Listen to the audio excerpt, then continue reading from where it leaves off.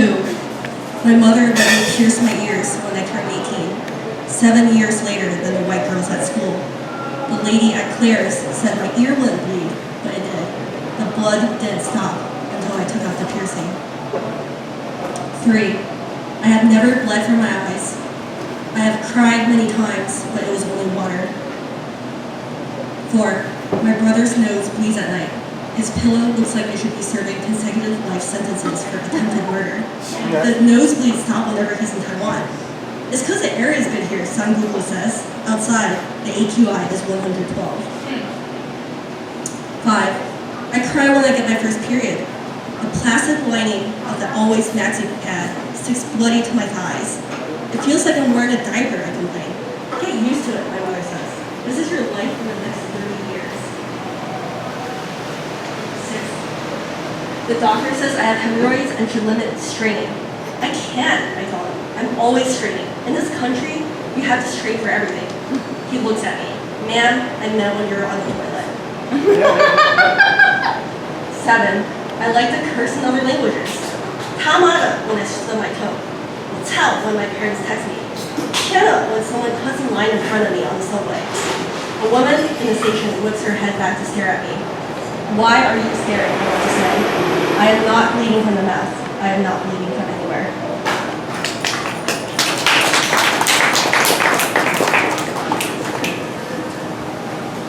I'm going to do next a short translation as a little intro. The Taipei Metro has poems pasted in subway cars, where one normally might find an ad. When I was visiting there during 2021 in the pandemic, I would idly ride the subway, looking at the poem as a way to get to my stop.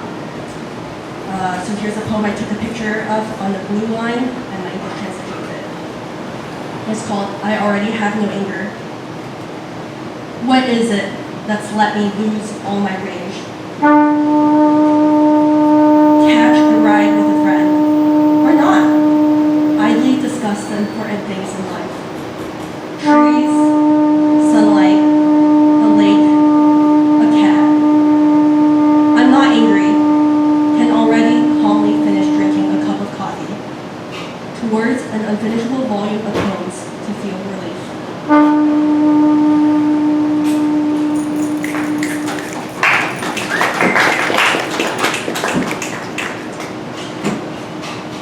That'll be my time today. I'm going to cut a little short. Thank you so much, everyone. Hello, I'm Ripple. For all those of you here that don't know me, I'm a non-binary person who uses estrogen. If anything I say starts to become confusing in a gender way, a class way, or in a sanity way, I give you permission to imagine me as a rowdy, wind-talking bike dyke, dancing through dumpsters, sucking on sublingual estrogen, and a T-blocker who has a hidden love for being referred to as a thing, because all that is not human enough to be considered thing is the scale of respect that I act within and receive as appropriate and flattering. If you may fantasize this with me, I may begin to make more sense. I may begin to feel safer for you, which makes you safer for me. I say this because I don't trust you when you're confused. I say this because I don't trust you know what to do when the confusion's rolling in, and when you look up and the sky starts looking biblical in such a way that stories become so easily constructed to avoid facing a broader reality, one that includes me and you at the same time, one where we both lay out our organs without othering anything, one that includes the we of the me and the you together in two or more bodies, that two-body body of that thing that is made up of you and me when we are in our wholeness, but that neither of us can touch or speak for, that we can't do anything without affecting the shape of. I sit in forgetting about what it feels like to be bad at something in a fundamental way, how exhausting it is. The confusion, what it feels like to be faced with the possibility that I might not be able to conceive of the relationships I might not be able to conceive of the relationships I need to process what's happening in front of me, because I'm so proficient in making stories teetering into a world that can't be reasoned one way or another at the slightest moment of true destabilization, when balance has an illusion of sturdiness, becoming jostled can feel like the end of days. I say this because I don't trust me when I'm confused. I say this because I don't Trust I know what to do when confusion rolls in, and what a sensitive thing it is to entrust your information with mail carriers. I learned after a day of wading through wakes of financial discrimination at the post office, trying to open a P.O. box, that I was being refused because I don't have a permanent address or a vehicle or a place to call home enough to send a photo registration and get it in time for me to receive mail when I'm based in a lover's car or a tent secured to a bicycle, to have a mailing address so I can get what I need to a P.O. box from the Postal Service. Our hands are tied, willingly chained to plastic. Our hands are tied. I made it of metal, not elastic. I won't move for you. I won't move for you. I won't move for you. I won't move for you. As I'm the chained worker who makes the keys to the master shed, and you represent the me I would never be. I would rather be dead than be you, so I won't move for you. So I find myself spinning, puttering through the line. Glaciers melt behind my eyes, streams of recognition. The stream holding a little more water with every revolution, scraping against the reality that I and what this represents are not welcome here. We at the USPS are not here to help anyone like you, young street rat, wandering through, trying to clutch stability as you're barreling into the downward ways,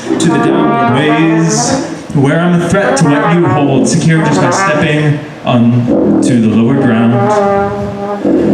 Talking to my housemate about this, he said jestfully, "Don't fuck with them. They know where you live.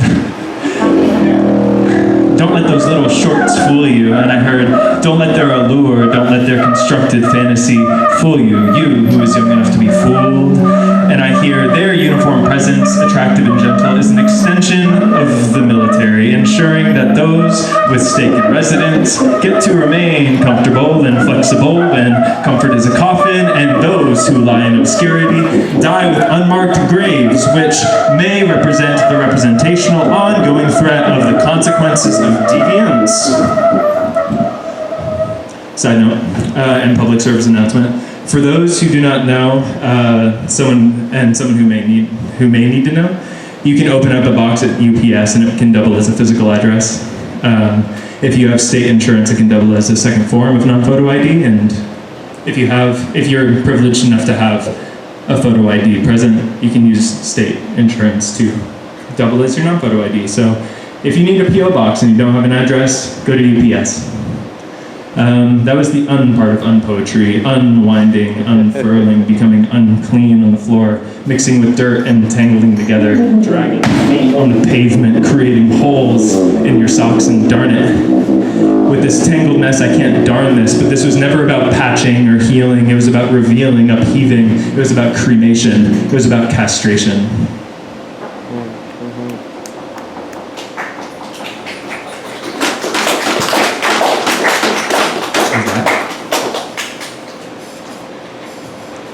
Can I do a couple that are unrelated to that which I just read?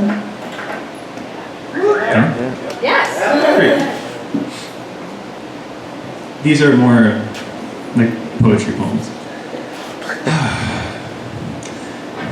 Could there be more delight in the spring to your step? Sidewalk wingnut screwed to the tune, you are adored. Residential silent disco adorning the rhythm of your feet, becoming our rhythm. My soul's patter on your beat, inner ears, composing a funky soul for my hips to follow suit. I can see the cartilage of your ears to the width of your grin, a gift to the wrinkles on the sides of your mouth. Give them love, those lines. Love with that gumbo making gumption. Boil the bones to broth, dancing through death, loss, and global tragedy with Cajun seasoning despair. The shrimps whisper their well-doneness by becoming flush pale. Afraid to be eaten, are we?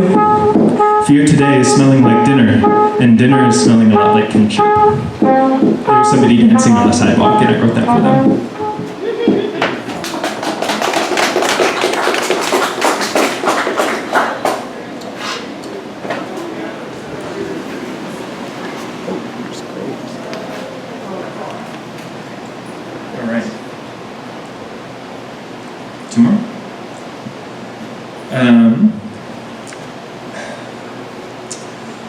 Birds mate with the dead.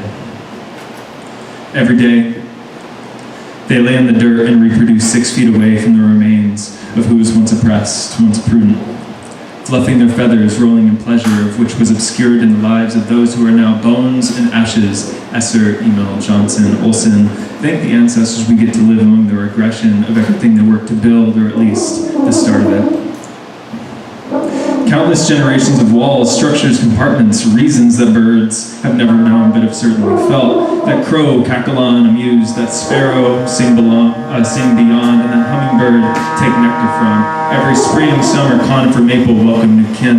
Maple trees, maple seeds flutter, berry, and sprout. Life growing with death, pressing back to back, arms hooked with soil. As we eat plants, as we eat fish, eat cattle, soil eats us. Maple carries our memory in its blood, dripping from spit into a bucket, eaten, becoming human, boiling in despairing love, a storm rolling in somewhere in my fascia, lightning strikes in my calves, maple gets to run.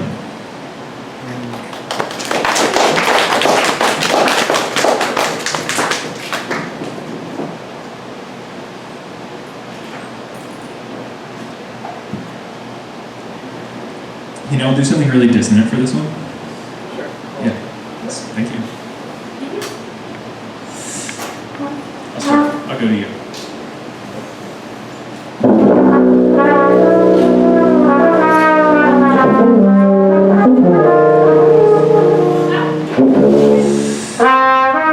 Moisture wicking, ground licking, tasting the dirt with demons. Ancestral suicide is a deviant to the humans. Rats find their nests, poking their heads out to get shot for being too alive, too skin ripping, skin shattering, splint, shoulder shuddering, cowering, puttering behind the dogs, cuddling the grass in the fog. A lovely day to curb blood with the godlessness and the will to exist as an individual, finding it impossible to hold and vital to abandon. As I'm looking for God in the carcass of a rat pressed into a sidewalk, seeing that God is in car exhaust and losing trust while gaining faith, setting, forgetting, betting it, and petting on the homicidal parts that tear sinews and draw lines between smells, and tear sinews and draw lines between smells and birds, tastes with birds, smells with cities, colors with feelings, safeties with killings.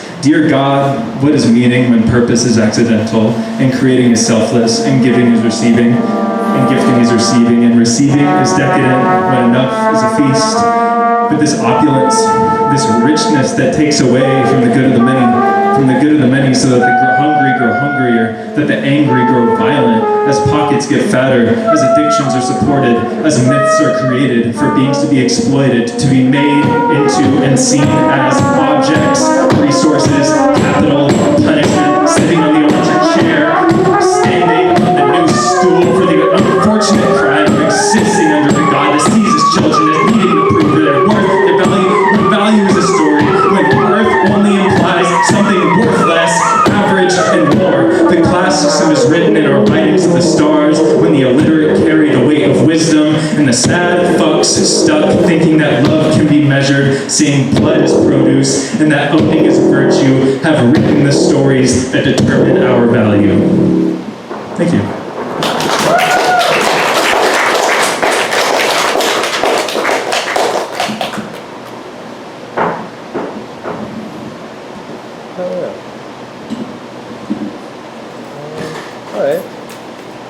Nice. Is it my turn now? All right, cool. Good job, Ripple. That was great. I don't think I've ever seen you read poetry before. Once or twice? I've never read poetry before. Nice. This is a weird time to have this conversation, but I like that you're doing it. Hell yeah, Ripple, everybody. One more time, huh? Oh, you figured out the lights? I think we did. I think there's a light situation about to happen, which is really, and then I think we're going to have some different music, but that'll be cool. I always forget where the light button is. Or maybe not. This is my favorite way to start every unpoetry. I love when they're a little messy. They're usually not as messy. Yeah. One or two more. One or two more? We only have two more, We basically. only have two more? Yeah. Okay. Do you want to go at the end? What? Is it okay if we go at the end? All right, cool. Like that? All right. Is that okay with you? That's all right. Yeah. All right, cool. Well, that. Who feels like going? Vinny, do you feel like going? Yeah, go. All right, we can wait. We can wait a bit. There's a lot of movements going on. I don't know how to stall for that. How do you feel today? Hi. I can lay down. Yeah. Lay down a track. Oh.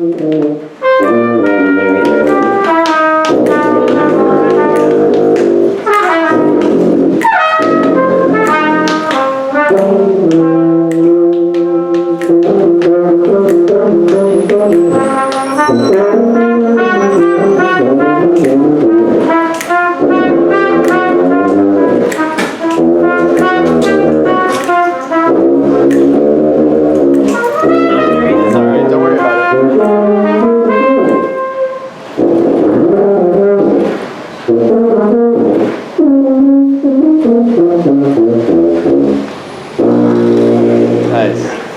Hell yeah. So that's Peter Nelson King and Jonah Hieb, everybody. And up next we have Vinne Sarocco.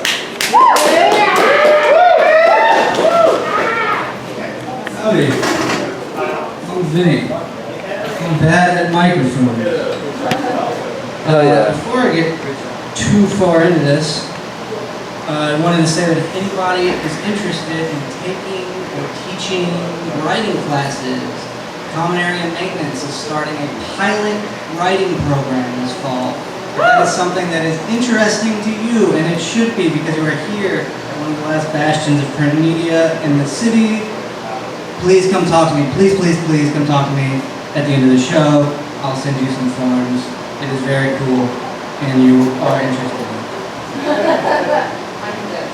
Yeah, I'm very convincing. Also, I have books. If you want books, I have them. I will give them to you. Probably for free, because I am bad at selling things. Alright. Poems. The place that bore you is no longer a place at all. The trees are thinner here.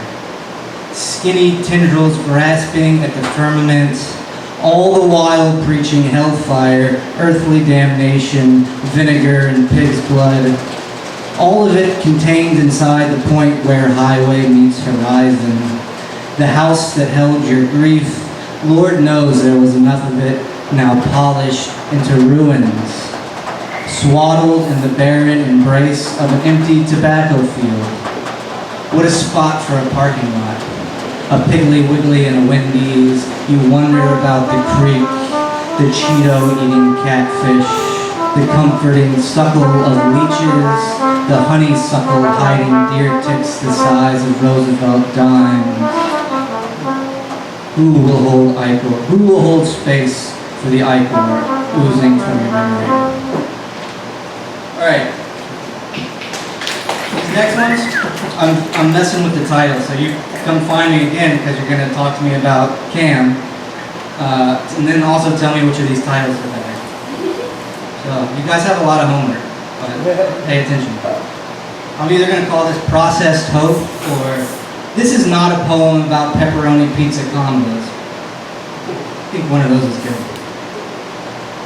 I do not know what gives a pepperoni pizza combo the properties of pepperoni pizza. And I don't care what imbues the little pretzel host with its Italian-American culture. Certainly not culture or a dairy product of any kind. Tell me it's magic or friendship. Tell me everything is going to be different when the plane lands. Tell me everything is going to be okay.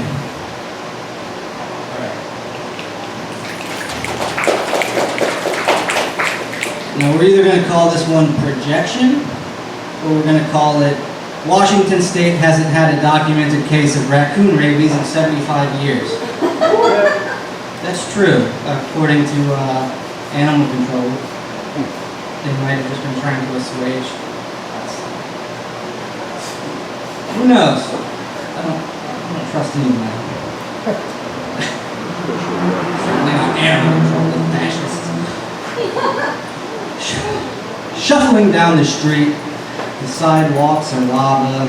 The cars, with their roaring threats of terrible trauma, are only as real as you decide. And you no longer have the room to make space for their thunderous existence. Back bent into a grotesque shape, shivering in the heat. Beads of sweat that no longer cling to the waxy skin you wear underneath that burglar fur. I've been there, buddy. Only I haven't been there because, as far as I know, raccoons don't attend Saturnalia orgies or partake in week-long amphetamine vendors. And as far as I know, human beings can't contract distemper, even us temperamental ones. So I guess all I'm really saying is, real recognize real.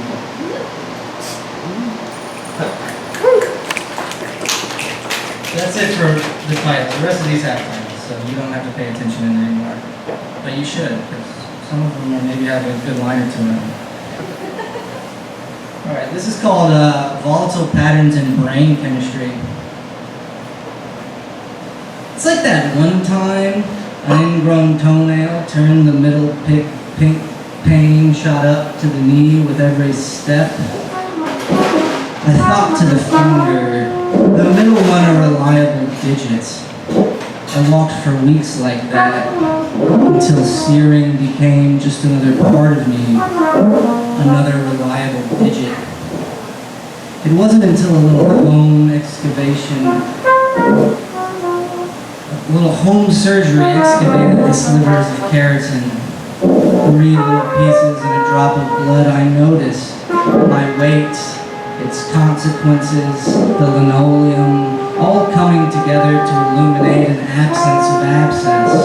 I had forgotten ease and oddly yearned for the comfort of discomfort, prodding the room with the index, the most reliable of digits. Alright. I'm going to do one more. And this is for our little jazz two-piece we have down here. Called If It Ain't Got That Swing. Shout out to the Duke. I was promised music. So much more music.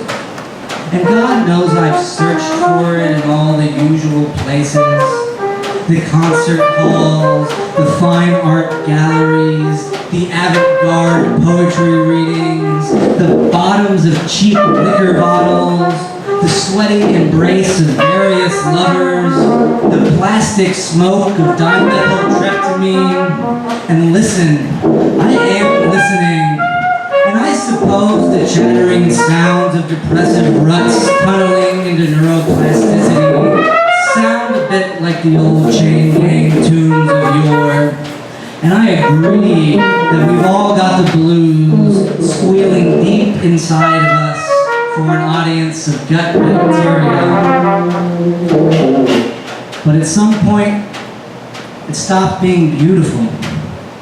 It stopped crooning and just became noise. Thank you, everybody, and thanks for Eric for hosting us.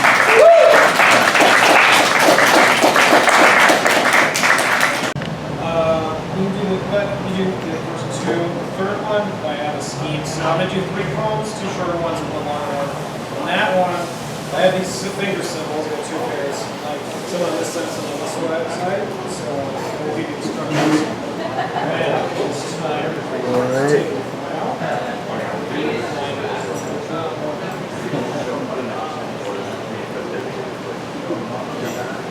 I will not be playing the tuba during this set. Probably much too great disappointment. So, yeah. Alright, I got 3 poems. I got 2 I wrote a while ago, and then 1 I wrote just for this. So I'll do the older ones first. Anybody who knows me knows that I'm a gigantic nerd who likes collecting weird, old, and rare things. Actually, that bag there is completely full of dumb poetry books I bought like 2 minutes before coming here. Oh, hell it's yeah. part of the course. Yeah, support Magus, they're amazing. They're Queen's right. So anyway, this is about me looking into an artist and then seeing something of his for sale on eBay and then it was gone. It's called The Work No Longer Exists. A Klimt graces the cover of a book, and his note says, "The work no longer exists. All we have is photographs and vapor, a node in the web of Nazi theft and destruction, more martyrs made in their black fire than 1,000 years of saints." My history has no noble note, but I'm drawn to a short rope to earlier weeks when my focus hypered on a lost talent of many disciplines and few internet records. Seeked, and I did find a weird cartoon, alone, bizarre, on eBay, just what I need to waste money on. I ask if I can see the torn centenarian sheet in person, fearing more damage that can be nursed, and the seller searches and searches and says the work no longer exists. Lack of interest. It's my job to be interested. And I'm rewarded only with photographs and vapor and the stench of a most apathetic black fire.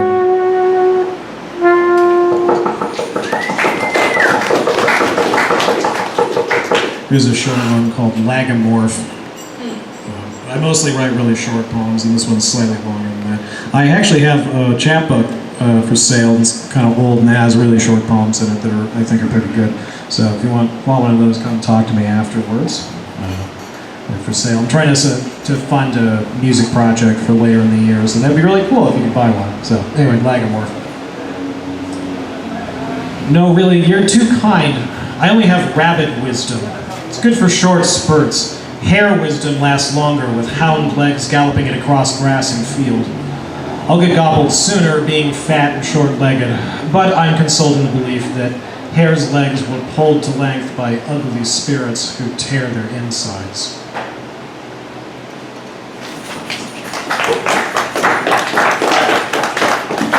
So here's the one with finger symbols. So this is a poem about the fucking, dead heat, blood red sun crap we've been having because of every single year for the last 5 or 10 years. It's been kind of depressing for me. So if you have a finger symbol, your job is once every 5 seconds, it'd be cool if there was a ting. You'd be like, one side, 5 seconds, ting, 5 seconds, ting. So just start when ring. So this is called statics. It's a longer one.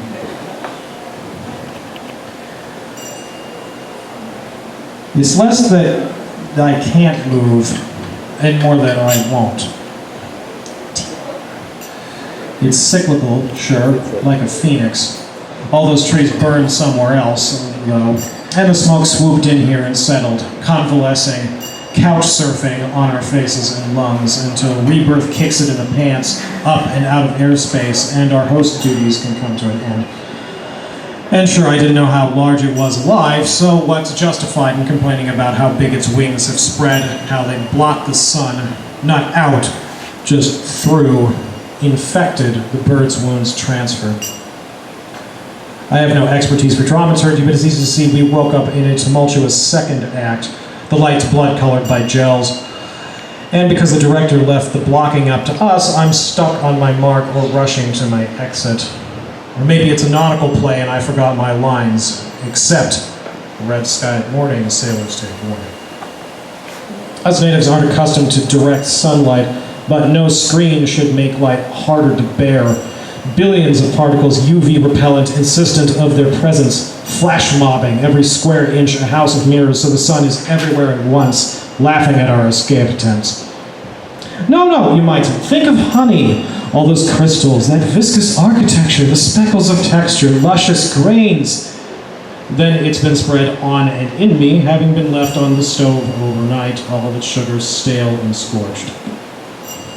Maybe I can make it fun, like reenacting a movie, though all the scenes coming to mind would likely end with my death. Wait a second, is that nautical play again? Is that scene in Master and Commander with the boat stuck off the Galapagos, with no wind, just dead heat, sailors stripped and beaten down by the sun, sweat like a rubber sheet, breath like a curse. And of course, I'm a 12-year-old cabin boy in Regency attire, stiff layers, blisters and all, wondering if leaving childhood was really worth it. And even if this was a Mad Max scene, I still have to go to work. Of course, I know it isn't tragedy, treading salt water down the street, and of course, I'm not on fire like the shifting epicenter. Of course, my emotional rights only extend to disappointment and not anguish. Of course, it'll end. Maybe it's that twilight zone where the woman's paintings melt, but really we're all freezing to death instead, which would be a breath of non-stale, non-soup air. Or maybe there's a cold movie scene to account for my stasis. Maybe we're in Quintet, the least loved of 1970s dystopian flicks. And I can pretend to be B.B. Anderson, trudging alongside Paul Newman in a new ice age. Nothing to drink except, well, alcohol, nothing to do except play a board game that's somehow a metaphor for our encroaching deaths.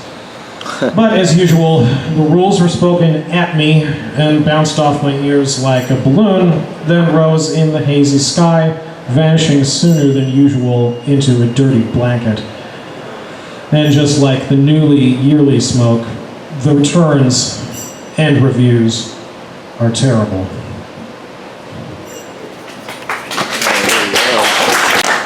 Hold this for me, yeah? Absolutely.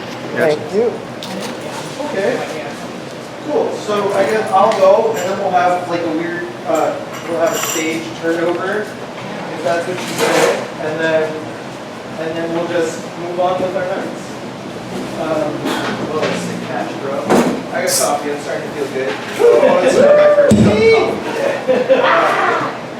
Do y'all want to just play while I yap for a bit, and then I'll start doing like actual things, and then we'll just kind of coalesce with some weirdness? Sure. Eventually, I had this cool idea. Eventually, I'm going to end up probably, unless I lose my nerve, doing something that has like a melody that's like da da da da da.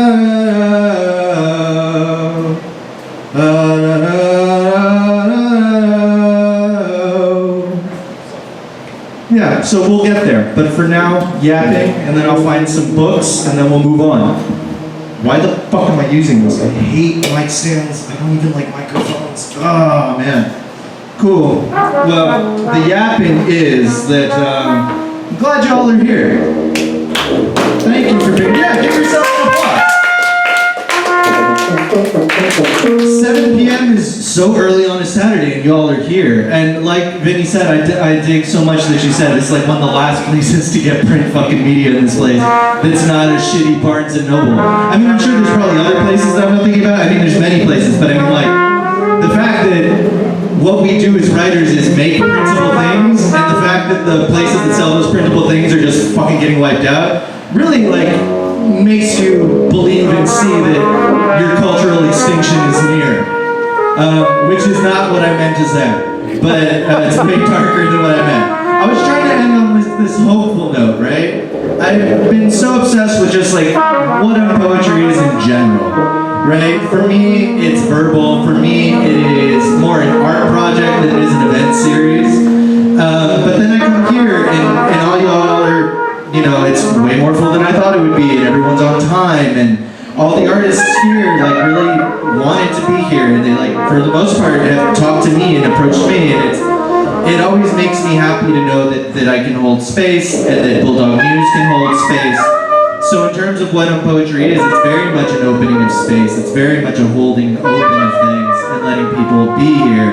And I think that's what's been beautiful for me, and that's what keeps me continuing to keep doing it, right? I mean, it's 2 a month, but this year, I mean, I've been doing almost 4 fucking events a month, which is batshit crazy, and I'm a little tired, hence the coffee. And then I got a full-time job, and that's been a lot to deal with, but I'm happy that poetry can exist and keep existing. I mean, we're at the Fry, we're applying for grants, and poetry has kind of become my weird social network and my weird artistic network. And because of that, I think hopefully it helps other people, right? Make sure to buy people's books, make sure to tip well and buy from the bar. Yeah, that's probably enough yapping. I'll get to it. We'll find something better. Usually I'm more verbose.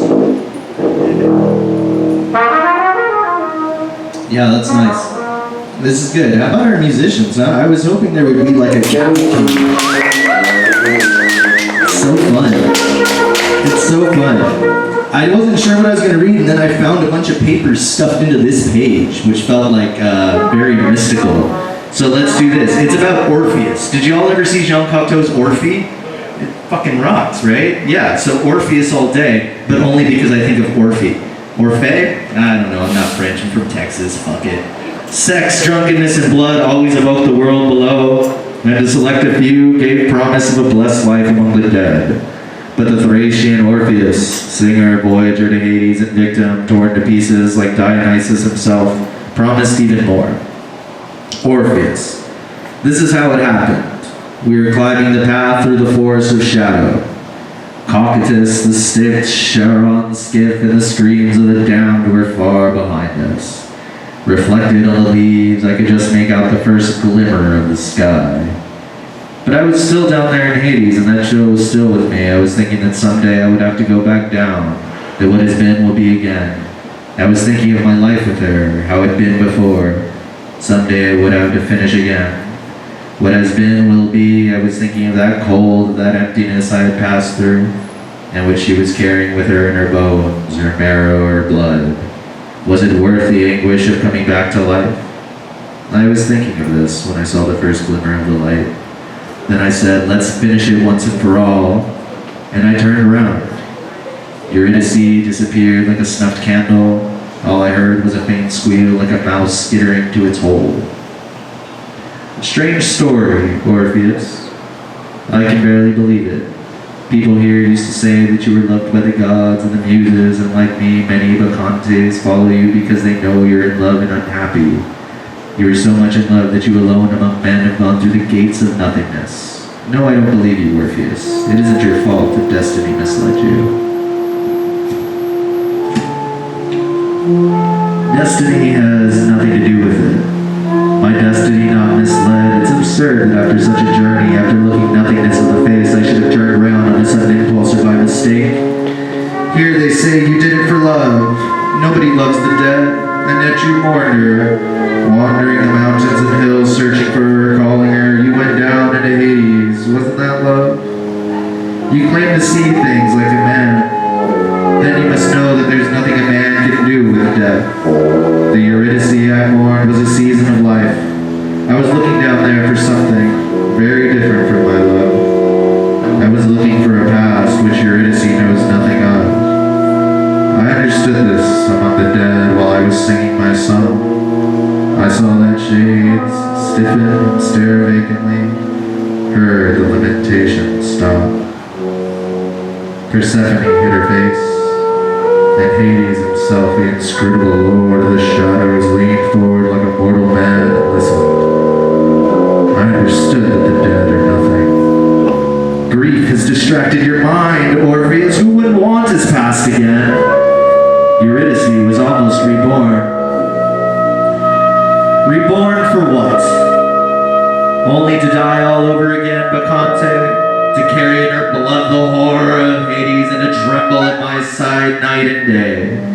You don't know what nothingness is. Through your singing you had recovered the past, but instead you rejected it and destroyed it. No, I can't believe it. Listen, Bacchante, only in my song was the past real. No sooner had I started on the way back than when that past vanished way became memory tasted of death. When I saw the first flicker of light, I jumped for joy like a child, barely believing it. It was joy for myself, selfish joy, joy for the world of the living. The season I had been searching for was there in that glimmer of light.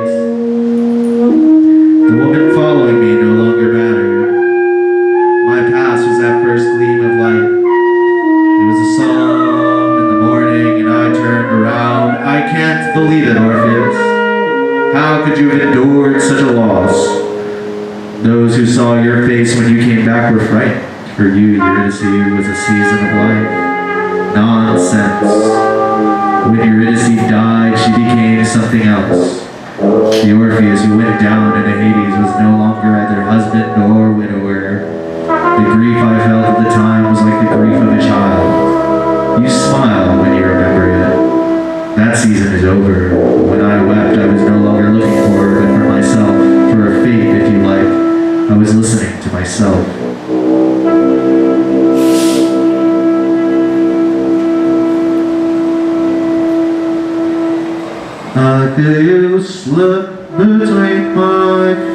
good. Something dark has passed as well. On the Thursday for your mending, let the morning take your place.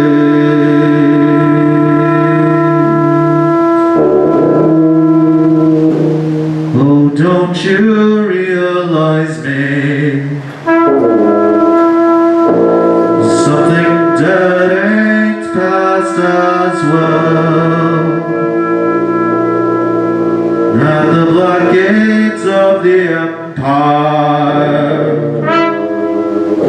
your blanket strewn across the stone.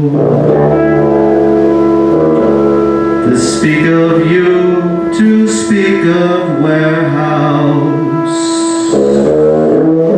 the feelings hurt us cracked and swell. No, not what for, but I'm requested. Let the morning take your place. The separation of the realist sign from its referent to the adventure draws on ongoing concern with the representation of time as expressed in echo, in questo, in the laughing diocese of you, in cinematic representation. The dimension of time comes into play in its most modern conception. It is in this order of intuition that the cinema can acquire a new character, no longer merely figurative. The people around us, the places we visit, the events we witness, it is the spatial and temporal relations that we have with each other that have meaning for us today, and the tension that is formed between them. This disquisition on cinematic temporality turns on use of the word modern, which suggests the original possibilities that film, by virtue of its technology, provides for the creation of aesthetic temporality. By writing that the cinema can transcend figuration in the name of a new representational idiom, discredits the notions of literary and pictorial realism associated with cinema's capacity to index human time, the words of Faison. The cinema, he countered, produces a new relationship between the subject and temporality that renders pre-existing notions on the matter obsolete, a master of the nouveau roman. The genre to which Antonio's films of the 60s are often compared. Gurley offers a telling definition, particular version of modernity with its temporal implications.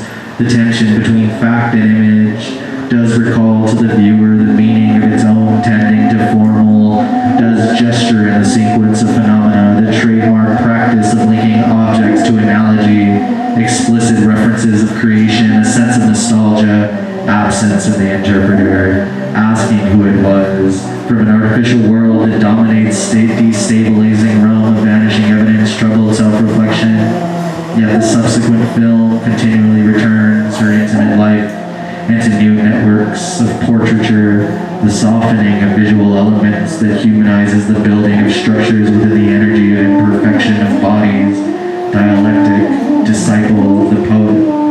Include these visages of fractured into the oddly close-ups. When these anonymous presences are combined with the absences of the characters, the effacement of subjectivity writ large in the final sequence would seem to suggest the eclipse of the self in an anti-humanist vision. Analytical cubism. That's probably good, dude. We're gonna have some music after this. Hold tight.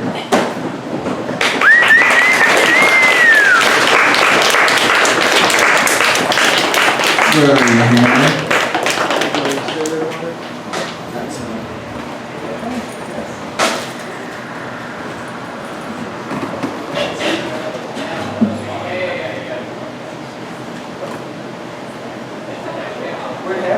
Oh, that's you. Anna. My bad.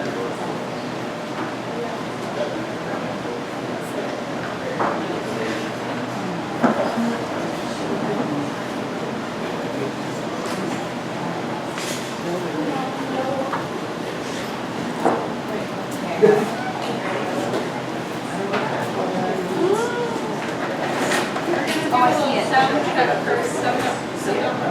Yes, I got it. Don't